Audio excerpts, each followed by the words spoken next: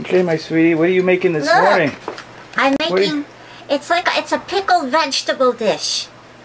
Wow, what is that called? It's, well, it's sort of a takeoff on a kimchi, but it's not exactly. Yeah. But would you like to see what I made it from? Okay, Come sure. and take a look in Allie's little kitchen. Now, what I made it from, I started out with all these wonderful vegetables that I got at my local farmer's market, where it just so happens that I'm going to be going again this morning. Is that Mrs. O's? No, the farmer's market is right up on Sunrise Highway. Yeah. All I do is walk up Long Beach Road to Sunrise Highway at the intersection, you know, where the parking lot is, and that's the farmer's market that Ethel Terry coordinates in all these different towns on Long Island. And she has a farm, Terry's farm, out in the east, at the east end of Long Island. So she coordinates the farmer's market. But then, in addition to the things I get at the farmer's market, I get things from Mrs. O's Town Gourmet Market, right here in Rockville Center. Oh, what's that? This is daikon, but in Japanese, it's, well, let's see if I could turn it up without spilling all the juice out. It's juice? Well, there's juice in here. It's salted radish jumbo taquan in Japanese, but in English it's daikon. It's a radish. And sometimes I can get it at the farmer's market when Derek has it, that he grows fresh. But right now I got the pickled version, and you can see it's got Asian writing. I'm not sure which oh, Japan, so Japanese. So I have little, these are carrots. They're special little white carrots. What's those? Let me see. Yeah. Oh, here, right here and here. Oh, see, aren't those cute little babies? Very nice. Very nice. Yeah. And this is beets.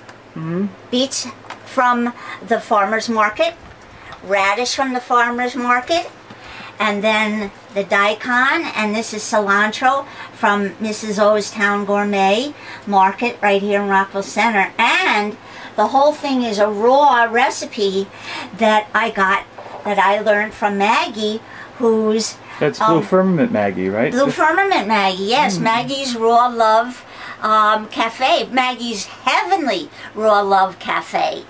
And she makes all these yummy things, and then I come home and I try to make them too. So then what I'm going to do is, and then I put some of the yummy coconut water in that we got at Bob's Health Food Store in Long Beach. And then what I'm going to do is I'm going to take this, I may add a few more spices, I haven't decided, and you have to let it set for a few days to let the whole thing kind of become friends. See, I'm shaking it up. I made it in layers, but I'm shaking it up so they all become good friends. And the beets kind of make the whole thing turn red. And a traditional kimchi would have cabbage in it. It would have hot sauce, and it would actually have either anchovy or some kind of fish.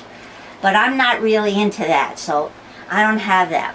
But I have this beautiful canning jar that I'm using, and then with all these other ingredients, I have those canning jars up there too. Wow. But they have these really nice canning jars that have the rubber ring that open and close like this, that you don't have to do the traditional canning. You can just put them in and refrigerate them, and if they're still there at Home Goods, which is also in Rockville Center, I was thinking I might like to get 2 of them and use them for this, because I don't really like those. And those are narrow mouth jars, if you notice, compared to this wide mouth jar.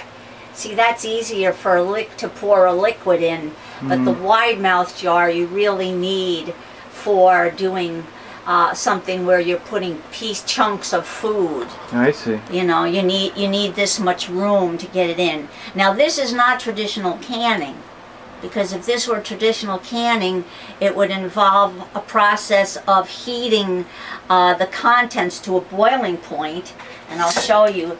Then this would be put on. See, this is rubber here.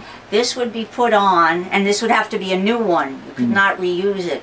And the boiling contents would cause a suction when you put this on, And then I don't know if you boil it again. I don't remember the process.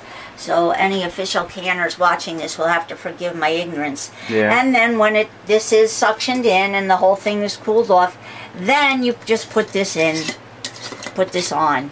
Now the interesting thing about canning, just to mention that for a minute, is before they had all this technology, they used to put wax over the contents of what they made, and then they would put a wax paper and string to hold it on. That sounds like another whole movie to discuss. Yes, it certainly could be, but I just wanted to throw that in since I always like to put just a touch of history. And canning is something that we want to keep alive as an art and a science, because it's a wonderful way to put fresh food down, as they say, for the winter. And if you're lucky enough to have a root cellar or lots of storage, you put all your yummy canned stuff, and that's it. Okay. Okay. Thank you, and that's another Alison Gilbert. Allie's Eat Free. Allie's Eat Free. Thank you a lot.